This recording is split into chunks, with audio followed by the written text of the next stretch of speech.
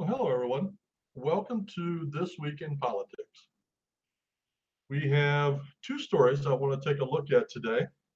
There was a lot going on this week, so I could have, it was almost like going to a smorgasbord.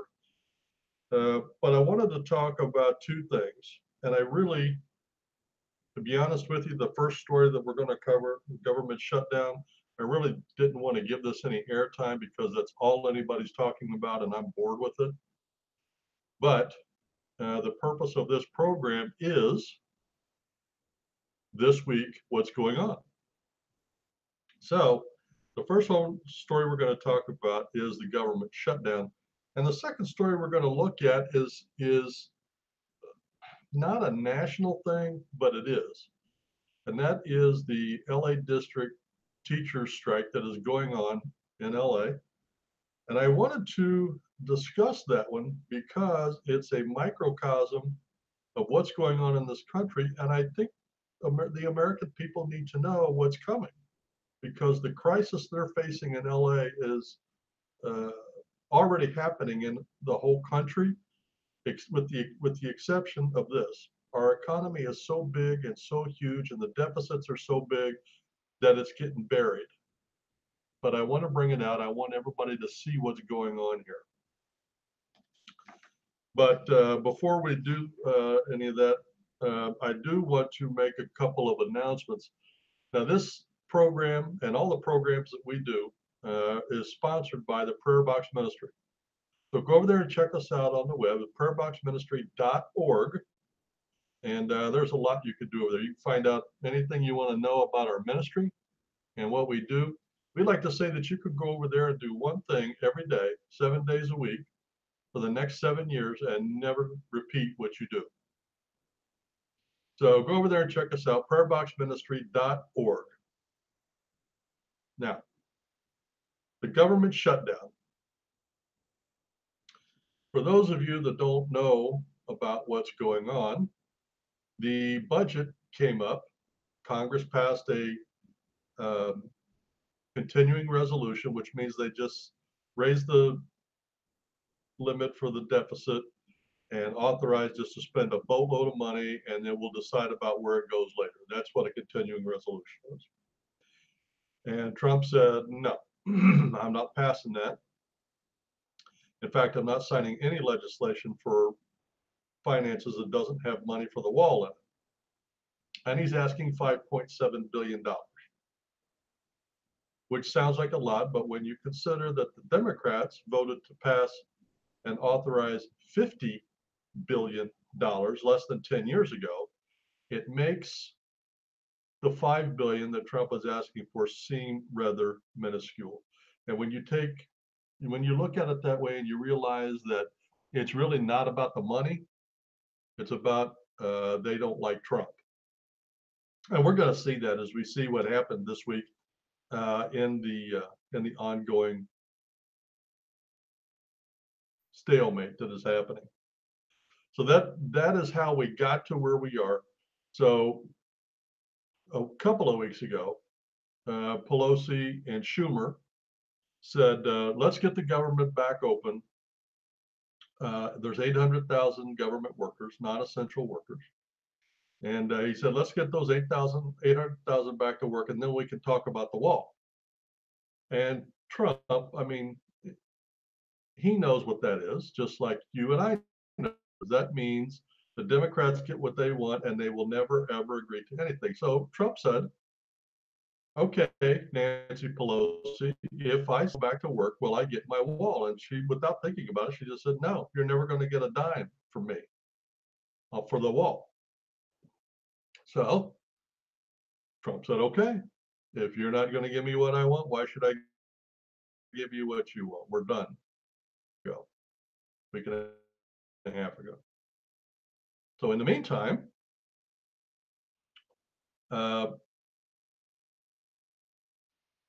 Pelosi,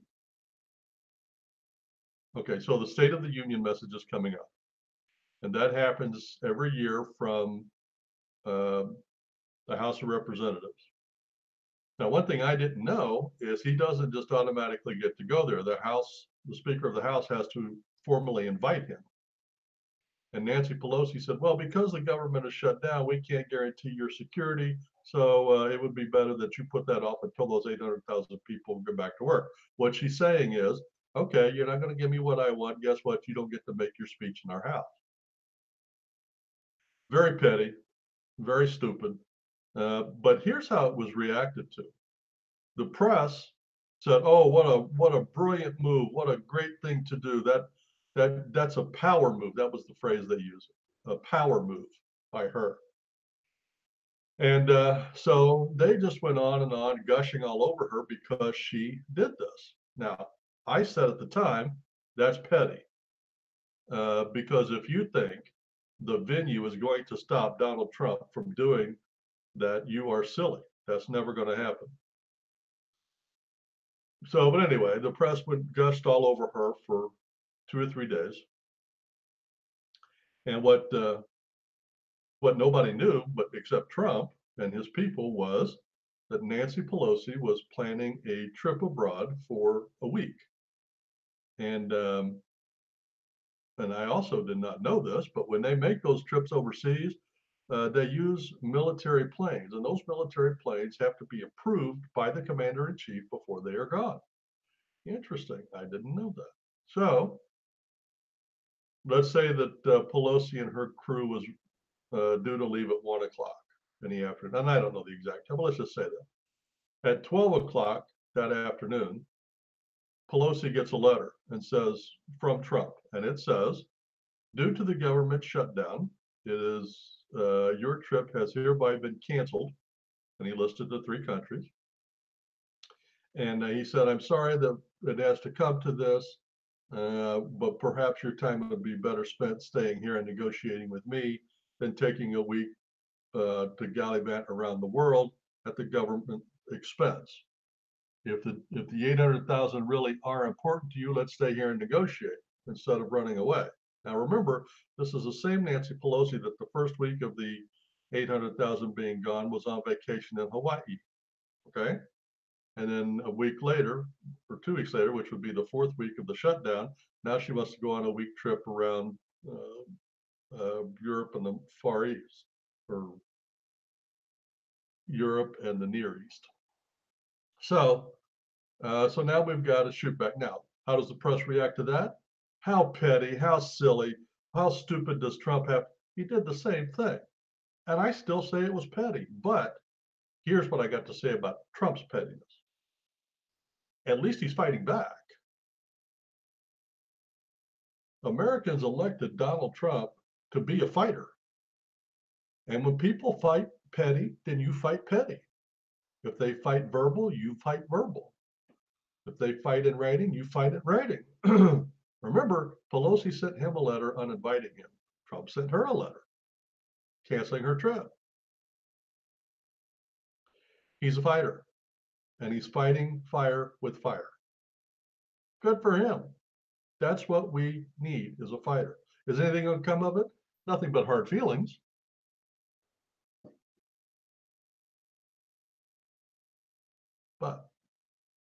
But Donald Trump is a master politician.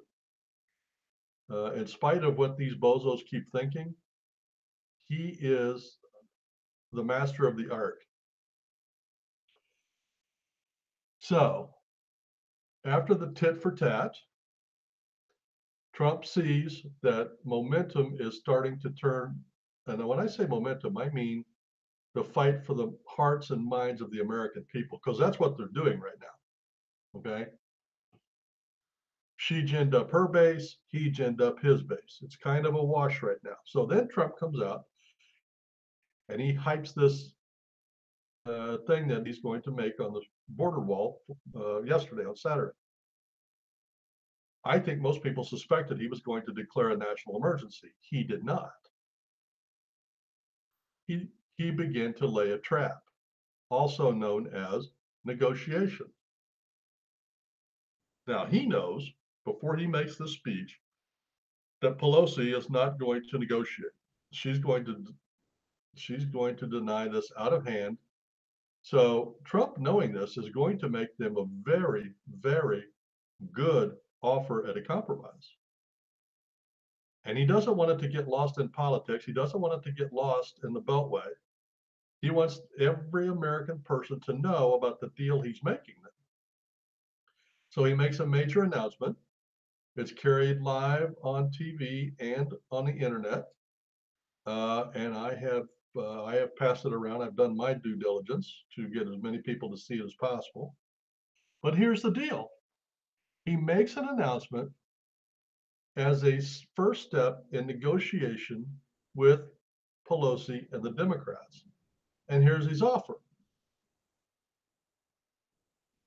He said, I will give you a 3-year extension on all the DACA kids. Now remember, the last time Schumer cut down or shut down the government was over getting citizenship for the DACA kids, remember?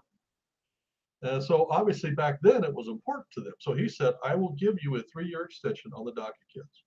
He said, and what that means is they get green cards, they get working permits, they don't get kicked out of the country. Things go on as they have for the next 3 years. In exchange, I want $5.7 million for the wall. And here's how he sweetened it. Plus, I'll give you money, and I don't remember how much, for opioid addiction or interdiction at the border and treatment for opioids across the country. And he gave money for one other thing. I can't remember what it was. So he's given the Democrats a lot of money, plus what they said they wanted was all of the DACA kids get a 3-year extension. I frankly, and I don't remember when I did it. I did a show last week. It was last week on the Right Wing Railroad. And then this is the exact deal I said. And so here it is. He made it, plus he sweetened it, which was a good bit of showmanship, because when Pelosi ignored it, which she just denied it right out of hand, she didn't talk to any of her legislators. She didn't talk to anybody. She just said, no, we're not doing that.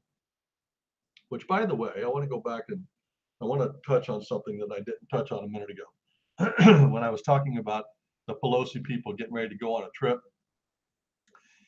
at the government's expense, by the way, I want you to listen to this. It wasn't just Pelosi. It was her and 7 other congressmen, which, okay, plus their families, plus staff. There was a total of 98 people traveling to 3 different countries on 2 different continents on the government's dime. Are you kidding me? 98 people. I don't know what the cost of the airline is. I saw $100,000 an hour, and it was going to be gone for 7 days. I mean, you do the math, plus the room and board, and their bar bill was, I think, $10,000. They're living like kings on our dime. So anyway, Trump does a huge PR thing, and he makes the deal sweet enough that I wouldn't have liked it if they accepted it, but I would have accepted it to get what we need. And I think, and that's the key to a deal. We get our money, they get extensions for the DACA kids, plus money for opioids and whatever else they want. And she rejects him out of hand. Trump laid the trap, Pelosi fell in it, and I don't think she realizes it yet.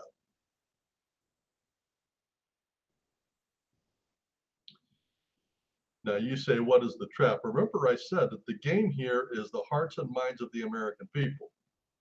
Because at some point, what's going to happen is Trump is going to declare a national emergency. And when that does, there's going to be all kinds of things that happen. One of which is going to be they're going to try to stop it in the courts, which means it's going to take time to get this to the Supreme Court unless Trump can find a way around that. But that will be what happens. And I think he's trying to get as many people, American people, on his side to exert pressure when that time comes. I think the American people, the conservatives know for sure what's going on. Most of the Republicans know what's going on. Very few of the Democrats. And here's why. The Democrats, as a general rule in this country, get their news from liberal sources. New York Times, Washington Post, Huffington Post, ABC, NBC, CBS, CNN, MSNBC. That's where these people get their news, and they're all left-leaning. They all lie. They're all fake news, and they're not telling their people the truth. So they're unaware of what's happening. But when there's a special announcement and they are able to tune in on the major networks and hear the truth straight from Trump's mouth, I think he's beginning to reach some of the Democrats, and that's the goal. His base is already squarely behind him. He's trying to reach out to the independents and some of the conservative Democrats to say, hey, your people aren't telling you everything. I'm working with them. I'm making an offer. Here's my offer. And he spells it out for them. If I remember right, that whole broadcast took 13 minutes.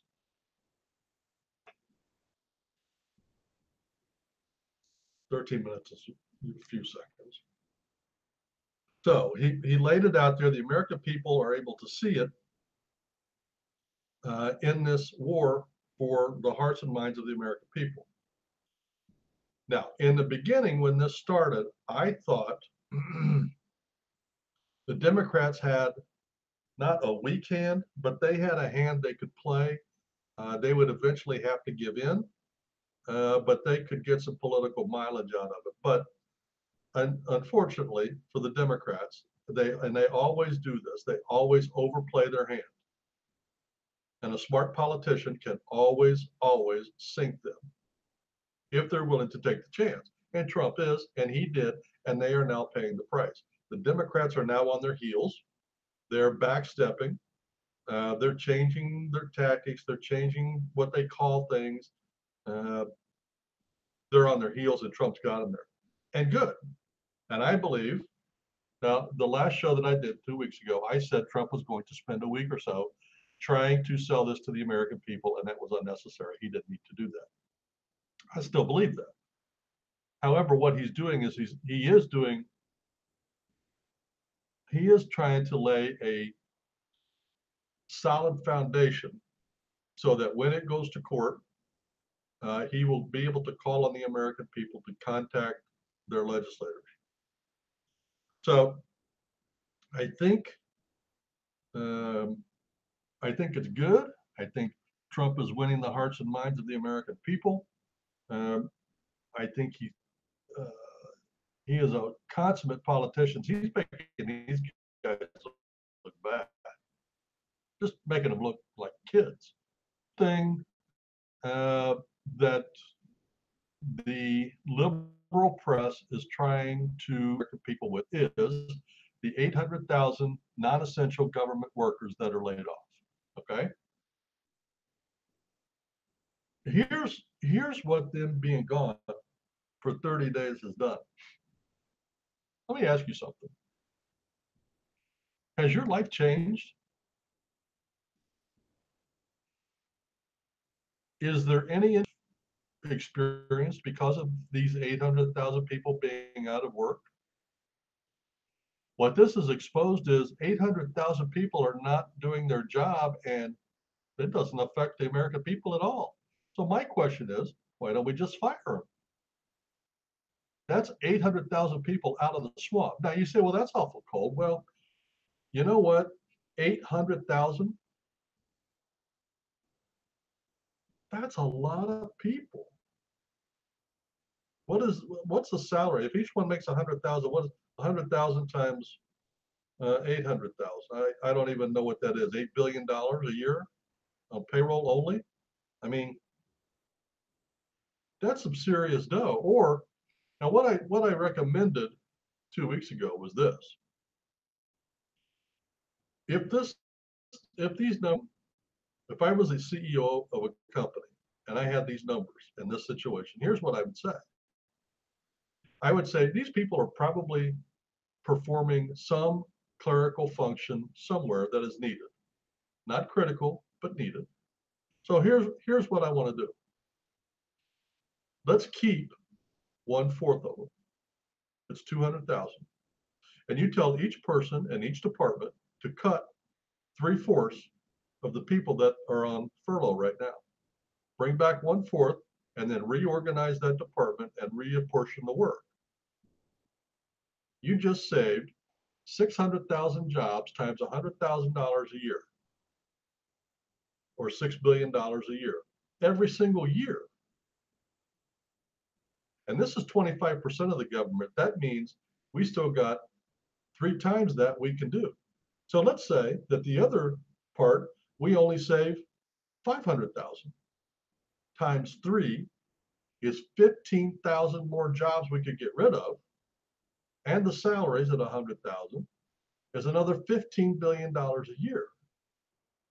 That's $23 billion per year, and defense cost $5 billion one time. Come on, this is not brain surgery.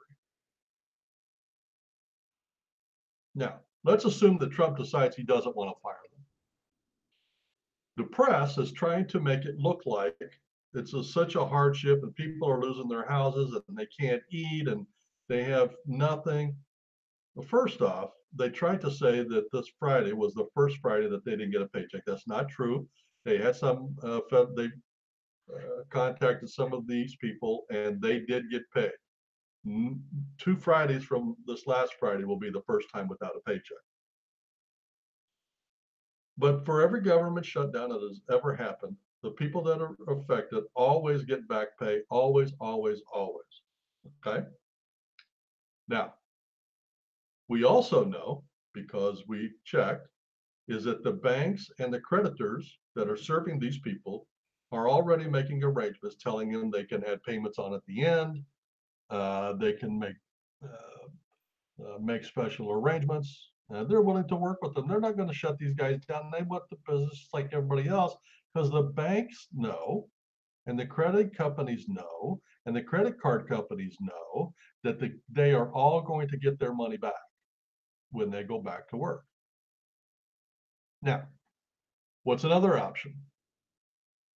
What nobody wants to talk about is right now our economy is really, really heated up. This is a worker's market. If these people are in a hot spot, seriously, because of poor money management, go get another job. It doesn't have to be a permanent one, but go get another job. Because I'm promising you this shutdown is going to last for a while. Unless Donald Trump declares a national emergency, it's going to last a while. It might last 2 years. So these people need to start going and getting a job. If they choose not to do that, they're going to be fodder for the national press in a couple of months when people start losing their houses because they haven't done the smart thing. They didn't go make arrangements with the bank. They didn't make arrangements with the credit card company or the utility companies. You know, what difference does it make if you pay $1,000 a month on your mortgage, or at the end of 6 months, you pay one lump sum of $6,000 when you get paid back? It doesn't, but you have to go make the arrangements. Now, the exception to that rule could be things that you need cash for, like food. People that are making that kind of money should have credit cards. They should have plenty of room on their credit cards to buy food for a while. People with that kind of money should all have money in the bank. They work for the government. They've been through shutdowns before. If they don't have money set aside that they can live on for a few months, that's their problem, not the government's problem. We need to keep these things in perspective because, as we all know, the mainstream media is part and parcel of the left-wing part of the Democratic Party. So their goal is to make Trump look bad and make the American people think what a terrible guy Trump is because these people are losing their homes, when nothing could be further from the truth. So as it stands right now and for the foreseeable future for these 800,000 that are laid off. There are no hardships. In spite of what the press and the Democrats are trying to tell you, there is no hardship. There may be inconveniences. There may be inconveniences for sure. I mean, if you have a cash problem, you can't put gas in your car, you can't go to the grocery store, you can't frivol your money away. But hopefully, if you're making that kind of money, you've made good decisions and you should be good for a couple of months. We hope that's what's happening. So anyway, that's pretty much what has happened up to date on the government shutdown. Now, I want to talk about the crisis in LA. I think this is hilarious. California is the richest state in the country, as far as I know. It's the second largest state in the union. It has probably more millionaires than anybody in the country. And LA is where Hollywood is at, where all the movie stars are at, and all the movie making companies and moguls and all that. That's all out there in LA, right? Well, the LA school district out there, the teachers went on strike. Now, normally I have, and my daughter is a teacher. Okay, so I do have sympathy for them. But when I did some research on this, I realized I really have no sympathy at all for these folks. And here's why. First off, every time they have a contract come up, it follows the same pattern. The school district doesn't have the money. They agree to an outrageous contract, and then they go to the state and get more money per student, and then they raise property taxes on the people in LA. It's the same routine every time. So I cut out 3 articles that I want to go over, 2 of them in depth, one of them just to get some basic facts. And here's one of the facts I want to get to you. In the LA region, where about 80% of public school students come from families poverty line. I mean, think about that. We're talking about LA. 80% fall below the poverty line. How is that possible? Traditional public school teachers say this charter school industry has exacerbated declining enrollment by poaching students and sometimes physical space from their schools. Charter advocates say they are offering parents more innovative approaches to education. Okay, so this article is trying to tell everybody that the reason that they're having such a problem is because 80% of the people in the LA public school district come from poverty-ridden schools, and they're blaming that on charter schools. Okay, you see what they're trying to do there?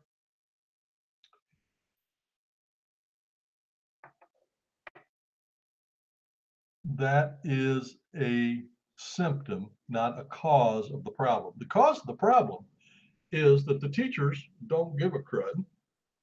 They have been putting out a bad product. The LA children, and we're going to find this in another article here, are some of the lowest, which means they're some of the dumbest in the country. And yet, the school district gets from the state $16,000 per student. Okay? And there's one more fact I want you to keep in mind as we go through this article. In the LA school district alone, 250,000 of the students, which is about 20%, are illegal immigrants, not legal immigrants, illegal immigrants. 250,000. And that's because of sanctuary cities. Now, if you take 250,000 and you multiply that times 16,000 per student, and I did the math, I don't remember what it comes up to, like maybe $12 billion a year. If you got rid of My point is this: if you got rid of the illegal aliens out of the school district, they'd be swimming in money. They'd be swimming in money. These students, the teachers in the district, the LA County School District, the state of California, and the people in LA district that are being taxed to death, all of their problems are all related and because of these 250,000 illegal immigrants in the LA school district. I want you to think about that. Now, I said earlier that this is a microcosm of what's happening in our country. And I have repeated this every time I cover this subject. And this isn't just about California, this is about our country. And I'm going to paint this picture again so that in case you haven't seen it before. Now we have roughly 20 million illegal people in this country, okay? Now, I want you to think about the typical family of four that are here. For every family of four that are in this country illegally, you have two kids getting a free education at $16,000 a year per student, costing the taxpayer, okay? You have four people getting food stamps. Now you say, well, how can you say that? Well, the statistics show that 67% of the illegals that get into this country are on all forms of welfare, okay?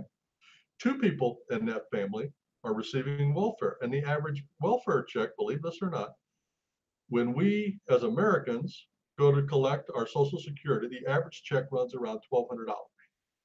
For the average Mexican that gets on welfare, their average check is $3,500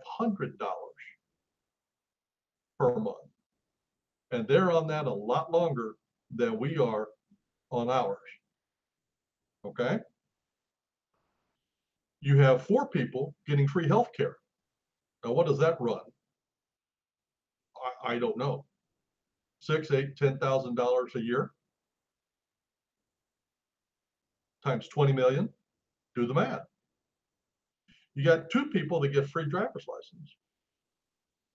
And from the Democrat standpoint, you get two people that are going to vote 5 times in each election. You got four people on Section 8 housing. How much does that cost? I don't know. $1,000 a month. And here's another thing I want you to remember. It's not just the money.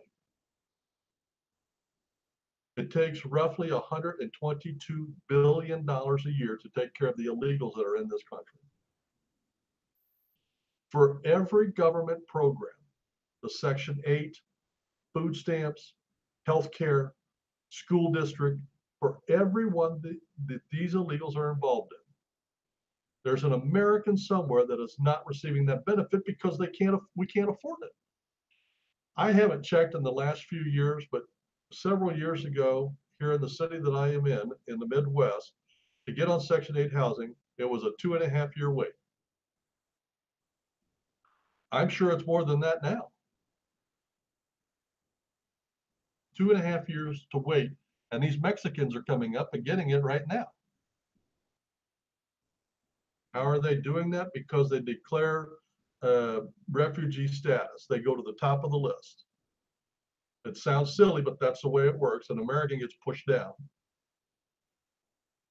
All right. So now remember, as we go through this, 250,000 illegal kids just in the city of LA school district.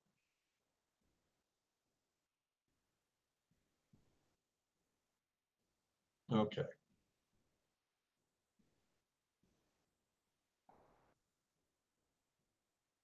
So he wants to start this article by making up a story. So I'm going to read the story just so you have an idea. Here's a problem that a high school economics teacher in LA would relish under different circumstances. Farmer Bob has been growing potatoes for decades, but now the market is shifting and Bob's $8 billion business is losing nearly $500 million a year. Bob agreed years ago to provide his workers generous health care and pension benefits in exchange for paying them lower wages. Bob's employees have gone on strike demanding more money and additional workers. How does Bob's farm stay in business? That's the question. By the way, this article is being written by the superintendent of the LA schools. Okay, this is not an op-ed piece. This is written by the superintendent. As superintendent of Los Angeles Unified School District, I face the same question. Staggering pensions and healthcare costs of battering public schools in California like a spring blizzard. While competition is drawing away students and money, see, they're blaming charter schools. The only reason charter schools exist, just like if you own a business and a competing business comes in to compete with you, that means you're not doing your job properly. Otherwise, they wouldn't be able to come in and make any money. If the charter schools are making money, it's because you're not doing your job. Except the storm passed and this financial crisis isn't going away anytime soon. But put in the context of potatoes, it's obvious that a strike will do nothing to address the fiscal crisis confronting LA Unified Schools. It will harm our students and their families, 82% of whom rely on free or reduced wage meals. Oh, that's another one I forgot. Free meals at the school district.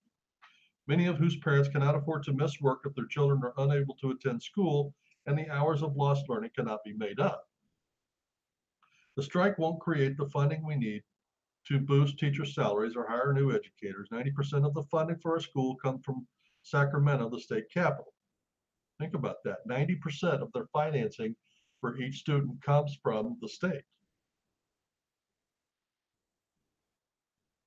Instead, the strike will cost tens of millions of dollars in lost revenue that cannot be recovered because state funding is tied to enrollment.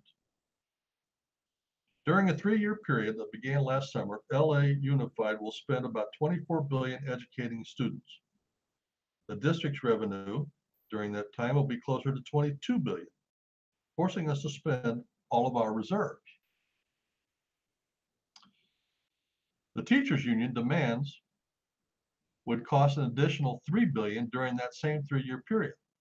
That would end one way, bankruptcy and a state takeover of the school district, which would be catastrophic to everyone involved. The 2012 takeover of the neighboring Inglewood Unified resulted in substantial layoffs and frozen wages. Okay, so remember I said this is a microcosm.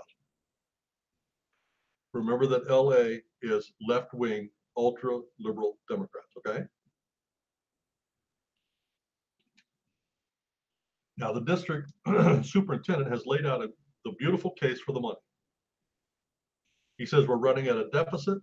In 3 years, we're going to be bankrupt at the steady pace that we're going.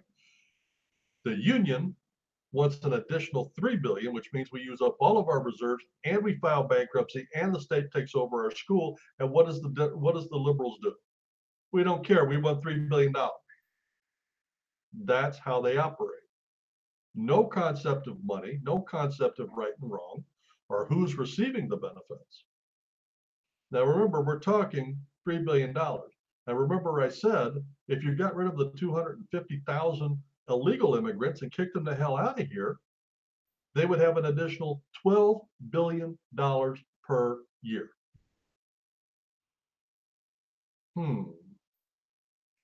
So LA school district, Sacramento, California, and the people in California have elected to put themselves in this position by allowing sanctuary state. I got no sympathy. I hope they close the whole school district down.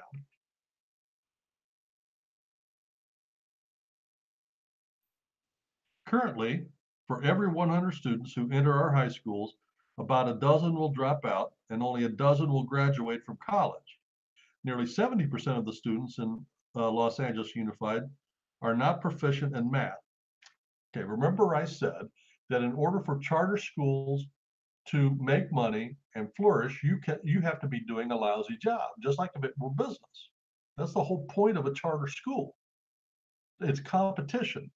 Well, here he's laying out the exact reason why the charter schools are making money and why they're not losing money.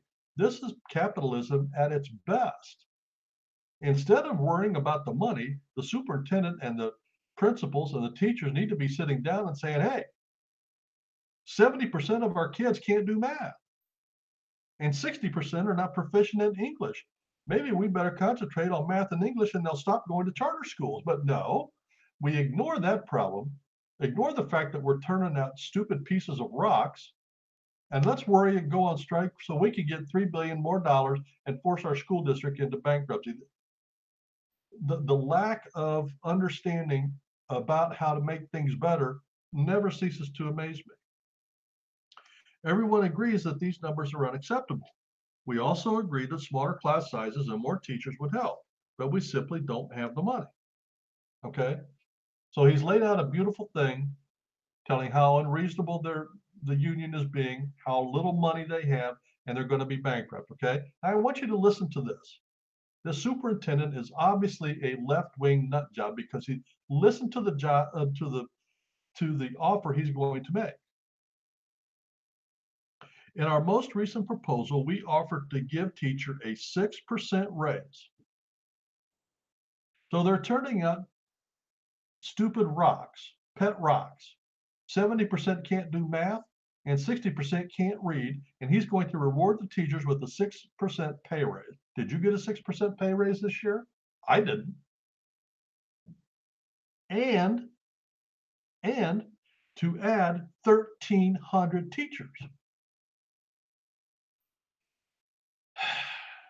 Okay, 1,300 teachers times 100,000 salary plus 100,000 benefit package, which includes insurance and retirement. So you're looking at 250,000 per teacher times the school districts, what they already have, plus an additional 1,300. I mean, I can't even do the math. If you want to do it, it's 1,300 times 250,000. That sounds like $2.5 billion to me. On top of a 6% raise for everybody. Unbelievable. This is more than the independent state-appointed fact finder recommended in his December 28 report. Okay, now listen to this. This is the last paragraph. To get the money to boost wages further and hire more teachers, we need to end the strike and unite to increase funding for our public schools. Okay, he correctly identified the problem. He correctly laid out the default in the system and then came up with a totally off of the wall response. Given the situation as he laid it out, here's how Farmer Bob, so if you relate his fix to Farmer Bob, you just start charging $37 a potato, which is never going to happen. Okay. Given the story as he laid it out and the fact that you're turning out pet rocks, here's what he needs to say. Here's how you solve that problem. Principals, I want you to go through there and fire the bottom 10% of every teacher in every school. I want you to consolidate the classes. Nobody gets a raise until we get the test scores up. If the test scores do not go up, now we will replace some of those teachers. If next year the test scores don't go up, we're going to get rid of another 10%. And we're going to consolidate the classes more until we're teaching a gymnasium full of students with one teacher. And if that's not what you want, get the scores up. I'm not paying teachers who can't teach. I'm not paying administrators who can't administrate. And I'm not paying principals who can't do the job and compete with charter schools. The only difference between the public school and a private school is a private school has motivation to do a good job. Obviously, the public schools don't have a reason to do a good job. All they got to do is say, yeah, we're not going to be babysitters until we get a bigger raise. That is symptomatic of what is going on in our country. The Democrats give lip service to, we have a problem on the border. We need border security. And then they say stupid things like putting drones down there. That's the dumbest answer I've ever heard. Or we have a problem, let's not spend any money on that problem, but let's spend, let's give 11 billion to Mexico and Guatemala so they can build walls on their borders. But let's not spend 5 billion on securing our border.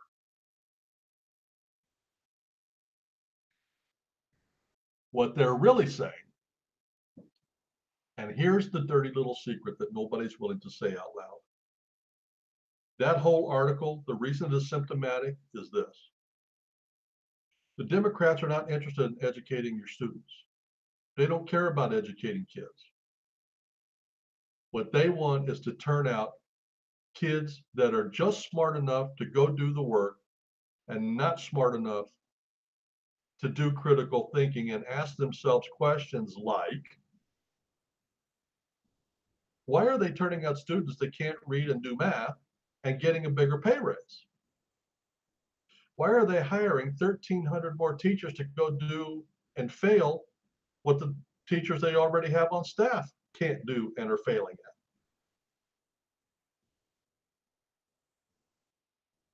Nobody is sitting down and asking the hard questions. A good question to ask would be,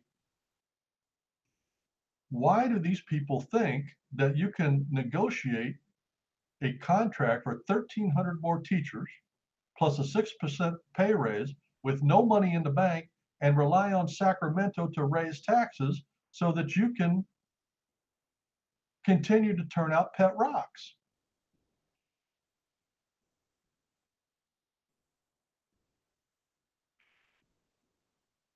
It is obvious to me that not in LA specifically, but the Democrats in general do not care about the public welfare. Okay, so in LA, we're talking specifically about education. Let's look at the southern border. We know that gang members are coming in here and killing Americans. We know that drug dealers are bringing drugs into the country that kill hundreds and hundreds. Let's see, what did they say? 300 people a day die from opioid deaths times 300. That's the 365. That's 10,000 a year that are dying from opioid deaths coming across our border. We know for a fact that people are coming across our border and taking jobs from Americans when we have low unemployment. We know that illegal immigrants are coming across our border and taxing our welfare system to the tune of $122 billion a year, and they give lip service to it, but they are not willing to do what it takes to stop it, just like in LA. They acknowledge the problem, they acknowledge the fact they're turning out pet rocks, but they're not willing to change it. What they want to do is tax the American people. Why would they do that? Because they want to collapse the system as we have it, because their long-term goal is the government take over everything. Remember what he said in that article. When they go bankrupt, the state comes in and takes over the school. That's what they want to have happen. And nationwide, what they want to have happen is for our economy to falter so that they can go in and take up the means of production in this country. That's the dirty little secret that nobody's telling you. Our kids haven't been educated in this country in public schools in 30 years. If you want your kids educated today, you got to do it at home, or you got to seek out a private school where the teachers have motivation to teach. Just as an aside, did you know that they stopped teaching cursive writing in schools several years ago? And in Tennessee, they don't teach vocabulary anymore. If you don't build a kid's vocabulary, you'll turn out kids that grunt, pet rocks that grunt. Education is not a thing anymore. It's glorified babysitting. And I told you my daughter was a teacher. She is. And she hates it. She has no way of teaching. They put so many regulations on. She's not allowed to fail anybody. She's not allowed to give an F. They can sit in that chair and do absolutely nothing and go all the way through school and graduate. They're not allowed to fail them. They're not allowed to give them an F on a report card. They're not allowed to give them an F on a paper.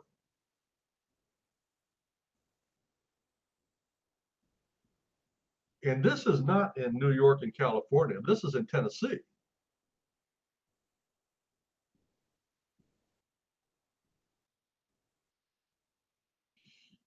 If you want your kids to be taught, teach them at home or find somebody who's motivated to teach them. Okay, I'm off my high horse. Okay, now this article is from the Wall Street Journal dated Tuesday, January 15th. And it's called Unions in La La Land.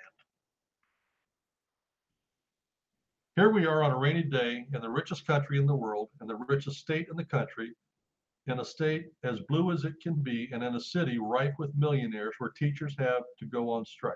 United Teachers LA President Alex Kupto-Pearl declared Monday, "Here we are with another teachable moment in the failures of public union governance."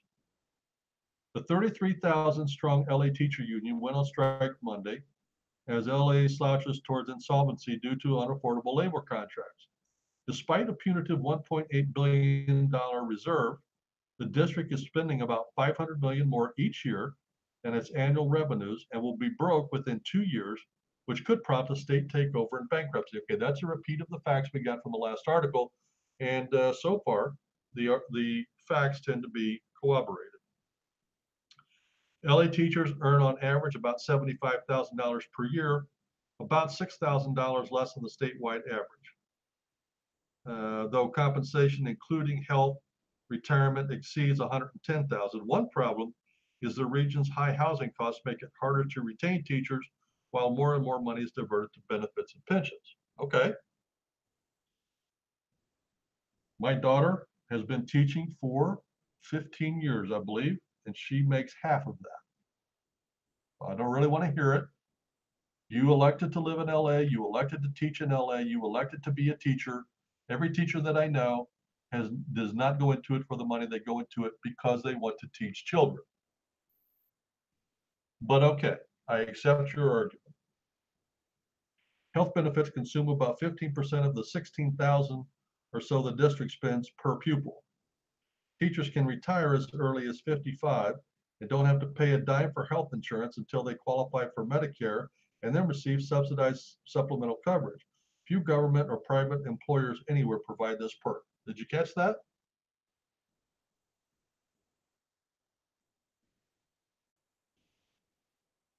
The teachers can retire as early as 55.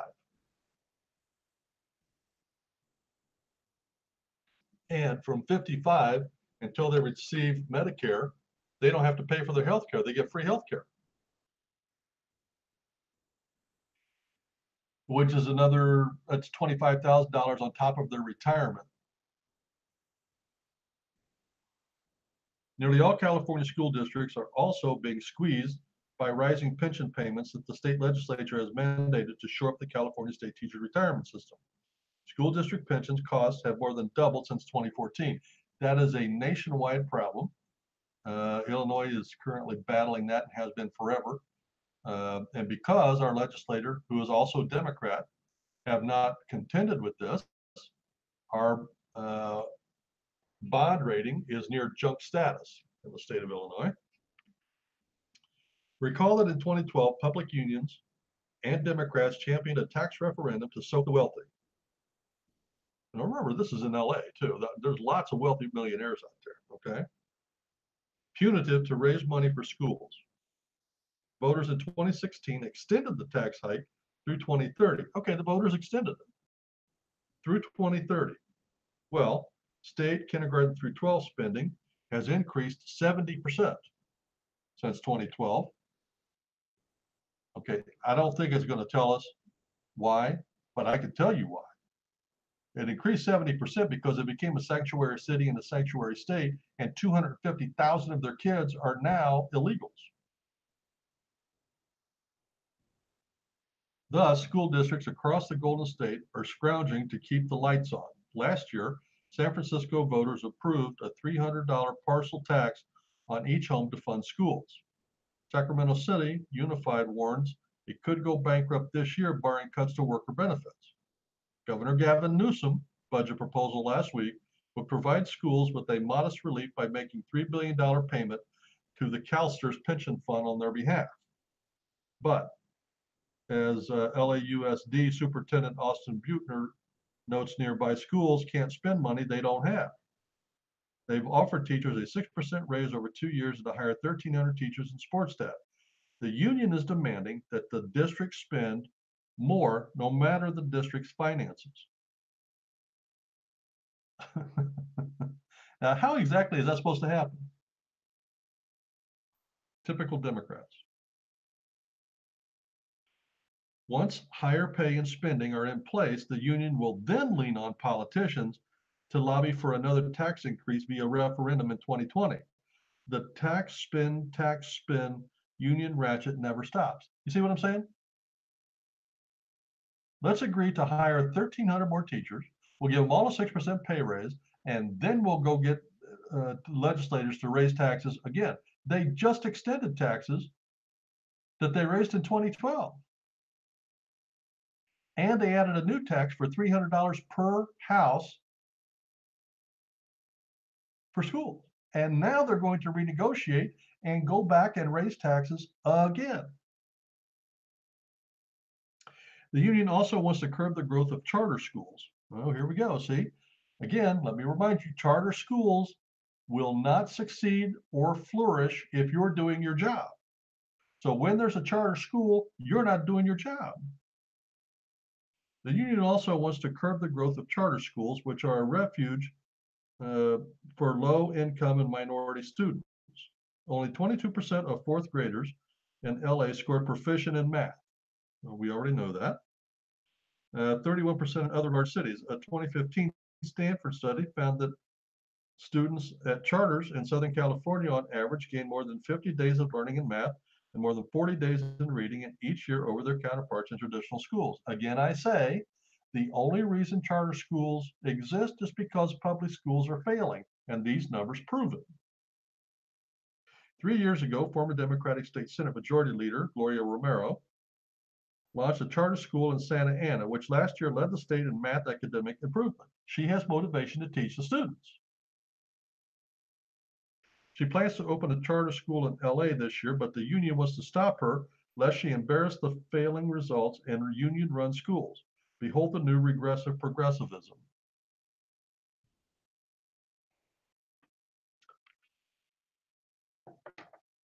Hey, public school teachers and administrators, don't complain about charter schools.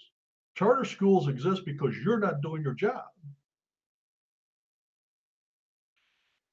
The people in the business world deal with this every day. Let me give you an example. If you are a liquor store and you are a big liquor store in a town, if you keep your prices down and your supply good and your location good, if you keep all of those things good, there won't be room for somebody to come in and take over your business. However, if you're gouging the people, if you're concentrating only on making money and you don't care about customer support because you're the only dog in town and you're running roughshod over people, if that's how you're doing it, you're going to have all kinds of competition.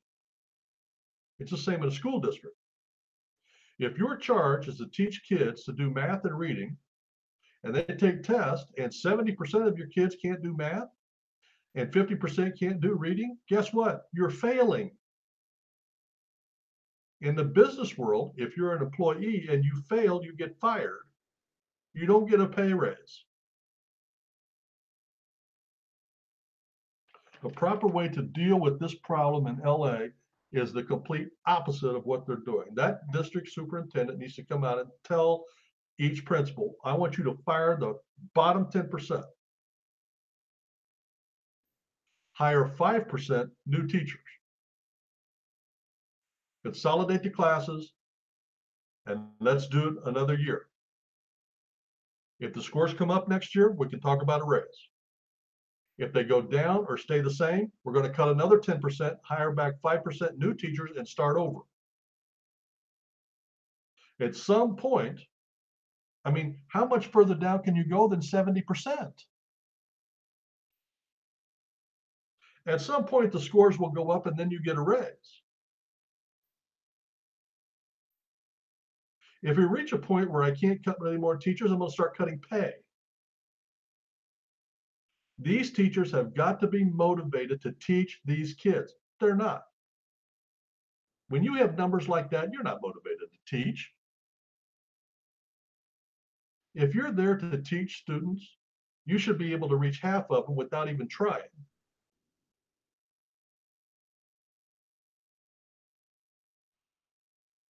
I think it's disgusting.